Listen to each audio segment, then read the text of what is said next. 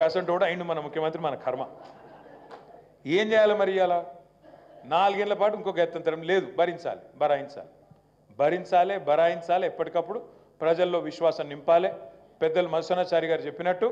మళ్ళా కేసీఆర్ ను తిరిగి తెచ్చుకోవాలి అది మన బాధ్యత రాష్ట్రానికి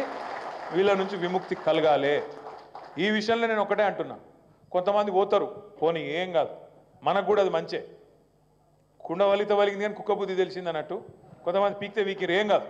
వాళ్ళు లొల్లిపోయింది అధికారం ఉన్నప్పుడల్లా బెల్లం చుట్టూ ఈగలెక్క తిరిగినోళ్ళు పెద్ద పెద్ద పదవులు చేసినోళ్ళు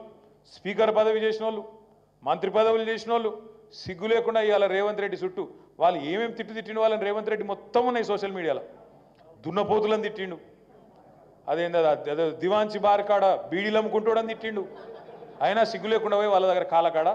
ఇవాళ తల వంచుకొని పనిచేస్తూ ఉన్నారు ఇంకా నీతిమాలిన రాజకీయం ఏంటంటే సరే మన ఎమ్మెల్యేల ఇండ్ల చుట్టూ తిరిగి కండువాలు కప్పిండు ఓ 10 మందిని ఎత్తుకపోయిండు మీకు తెలుసు నాకు తెలుసు రాష్ట్రం మొత్తం చూసింది ఓ ఇక ఆ రోజేమో రొమ్ము విరుచుకొని మేము అనుకుంటే సిటికెళ్ళేస్తే మొత్తం ఖాళీ అయిపోతుంది ఆ రోజు తొడలు కొట్టిరు డైలాగులు కొట్టిరు కానీ ఏమైంది ఈ మధ్యలో ఆయనతో మన వాళ్ళు కోర్టుకు పోయినరు కోర్టు ఏం చేసింది స్పీకర్ గారు నువ్వు తేల్చాలనే వెంటనే వీళ్ళని ఉంచుతావా తీసేస్తావా మరి చట్టం ప్రకారం అయితే వెంటనే తీసవతల వారేయాలి వీళ్ళను వెంటనే కడియం శ్రీహరిది తెల్లం వెంకట్రావుది అదేవిధంగా దానం నాగేంద్రది వెంటనే రద్దు చేయాలని చెప్పి నిర్ణయం తీసుకోవాలని చెప్పి స్పీకర్ గారికి కోర్టు ఒక ఆర్డర్ ఇచ్చింది మరి ఏం చేయాలి వెంటనే ఇక తప్పించుకోవాలి ఎట్లా తప్పించుకోవాలి ఎంత సిగ్గులేని మాటలు మాట్లాడుతుండ ఆ మంత్రి శ్రీధర్ బాబు ఏమైనా ఇజ్జత్మానం ఉన్నాడు మాట్లాడతారు అట్లా వాళ్ళిద్దరు బీఆర్ఎస్లో కొట్టుకోవట్రి మాకేం సంబంధం మధ్యలో అని అతి తెలివి కథలు పడుతున్నారు నేను అడుగుతున్నా శ్రీధర్ బాబు గారు నువ్వు చెప్పింది నిజమే అనుకుందాం ఒక్క నిమిషం ఈ గాంధీ అంటోడు మా ఎమ్మెల్యేని అనుకో ఒక్క నిమిషం అనుకుందాం నువ్వు అన్నట్టు మరి ఆయన ఇంటికి పోయి కండువా కప్పిన దౌర్భాగ్యుడు సన్నాసి ఎవడు గాంధీ ఇంటికి పోయి కాంగ్రెస్ కండువా కప్పిన సన్నాసి ఎవడు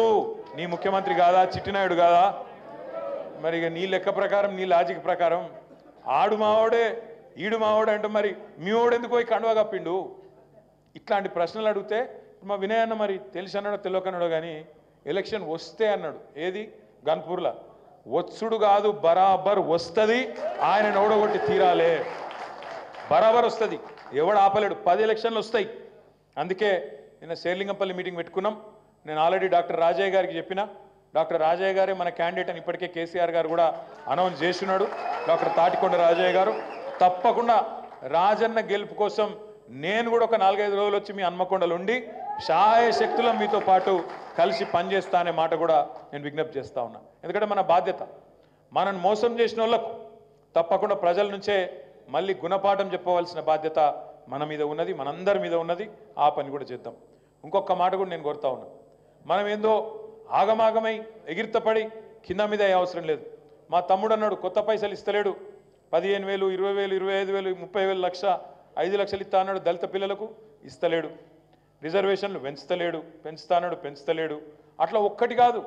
అంబేద్కర్ అభయ హస్తం అన్నాడు కేసీఆర్ ఏందా ఇచ్చేది 10 లక్షలు నేను 12 లక్షలు ఇస్తా అన్నాడు 12 లక్షలు కాదు తమ్మి ఇదివరకు మనం మొదటి విడత ఇచ్చిన వాళ్ళకు రెండో విడత చెక్కులు కూడా క్లియర్ చేస్తలేడు మనము 7,000 మంది పిల్లలకు బాబాసాహెబ్ అంబేద్కర్ గారి పేరు మీద మహాత్మా జ్యోతిబా ఫూలే పేరు మీద మౌలానా అబుల్ కలాం ఆజాద్ పేరు మీద మనం స్కాలర్షిప్లు పెట్టి విదేశీ విద్య కోసం 20 లక్షల రూపాయల చొప్పున 7,000 మంది పిల్లల్ని మన ప్రభుత్వంలో బయటికి పంపించినాం వాళ్ళకు కొంతమందికి మొదటి కిస్తీ మనం ఇచ్చినాం మొదటి ఇన్స్టాల్మెంట్ 10 లక్షలు ఇచ్చినాం రెండో ఇన్స్టాల్మెంట్ కూడా ఈయన ఇస్తలేడు నాకు మెసేజ్లు వస్తున్నాయి జర్మనీకి వెళ్ళి ఇంగ్లాండ్కి వెళ్ళి అన్నా జర మా గురించి మాట్లాడు అన్నా మాకు ఈ 10 లక్షలు కూడా ఇస్తలేడు మీరు మీ ప్రభుత్వం ఉన్నప్పుడు మొదటిసారి పడ్డది ఇప్పుడు పడతలేవు జర మమ్మల్ని మా గురించి మాట్లాడుండ్రి మా గురించి లొల్లు పెట్టుండ్రి అని చెప్పి ఆ పిల్లలు కూడా మొత్తుకుంటా ఉన్నారు కొత్త ఇచ్చుడు కాదు తమ్మి ఉన్నవాటికి ఇస్తేనే వీడు గొప్పోడు అవి కూడా ఇస్తలేడు గసంటి ప్రభుత్వం గసంటి ముఖ్యమంత్రి ఇలా మనకు ఉండడం అనేది నిజంగా మన దౌర్భాగ్యం మనం చేసుకున్న దురదృష్టం ఇదే ముఖ్యమంత్రి ఇదే పార్టీ కదా ఆనాడు చెప్పిర్రు ఎల్ఆర్ఎస్ అనే స్కీమ్ మనం తెస్తే ఆ రోజు వీళ్ళే డైలాగులు కొట్టిర్రు నో ఎల్ఆర్ఎస్ నో టీఆర్ఎస్ ఇది ఆ రోజు వీళ్ళు కొట్టిన డైలాగు మేము వస్తున్నాం కాంగ్రెస్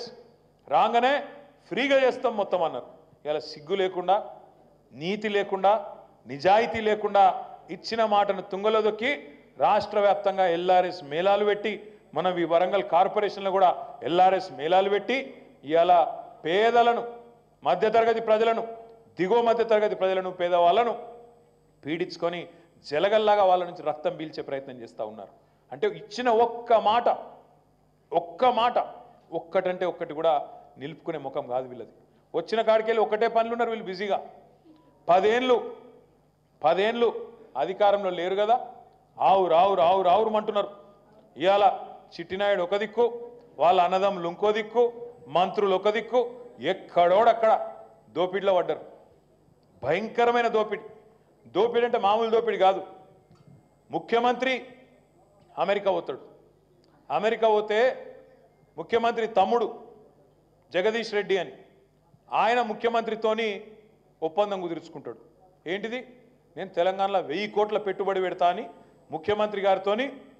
ముఖ్యమంత్రి సోదరుడు స్వచ్ఛ బయో అనే కంపెనీ నేను పెడతా అని 1000 కోట్ల పెట్టుబడట.